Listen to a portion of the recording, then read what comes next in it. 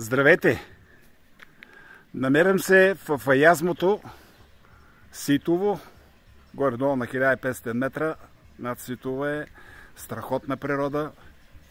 И тук срещнах и ние страхотни хора, които поддържат параклиса. Така, ето, погледнете за каква обстановка те го поддържат. Тук извира водата. И сега новият ми приятел Борис, с който се приятелихме тук в Аязмото, Костадинов, ще разкаже за Ситово, за водата тук и за други неща, които аз изобщо не мога да подозирам, че някой знае. Много начетен човек. Слушам те, бате бъде. Водата има най-ниско pH в целия район на Родопите. Изследвана, прегледана и има много лечебни свойства. Например, за очи. Мие си очите, няма нужда от капки от аптеката да взимаш, които да... Ако имаш сърдежи, мие са, минава ти. И така тази вода е свещена за района, в който се намираме. Не спира целогодишно, тече постоянно с един и същи дебит. Нещо да кажа за това Аязмо, кога е създадено в годините? Горе-долу знаеш ли нещо? Ами, откакто селото съществува, то е имало тук много голям такъв индустриален център по животновъдство и картофопроизводство. Това е главният поминък на района. Да. И горския фонд, който правят добиване на луксозни хубави дървени материали, защото е районът такъв и има кариера, която се ползва с мрамор и района има много мрамор. Преди малко почнахме да говорим за добродетелите на хората. Нещо, и аз те прекъснах, беше и много интересно. Може ли да го продължиш? Да, мога. Да. Кажи ми сега за добродетелите на хората. Защо хората не са добри, а завеждат и са злобни? Как го намираш това?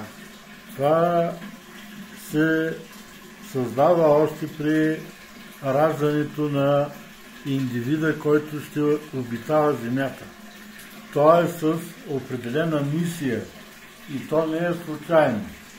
Затова има всякакъв вид дарби. Музиканти, каменоделци, скулптори и всякакъв друг вид хора, които да развиват някаква дейност в стопанския живот на земята. Така че никой да не се сърди, че орисията или неговата мисия е такава. Той не може да избяга от нея. Значи трябва да се съгласим с орисията, а не да злобеем и да завиждаме. Не. На всеки Господ е дал какъв трябва да бъде. Да. И аз така мисля.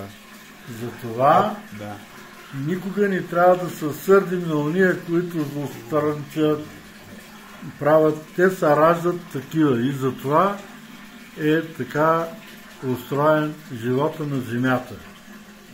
Да има постоянно борба за оцеляване. Благодаря ти много. А какво те свързва тебе, последни въпрос, какво те свързва тебе с тук, с това Аязмо? Ти си от Пловдив. Живея в Пловдив, но съм роден в Добровик. Да, ти ми каза. Значи това е любовта към планината. Аз съм с тази мисия и земен човек, който обича много земята, природата и се грижи за нея.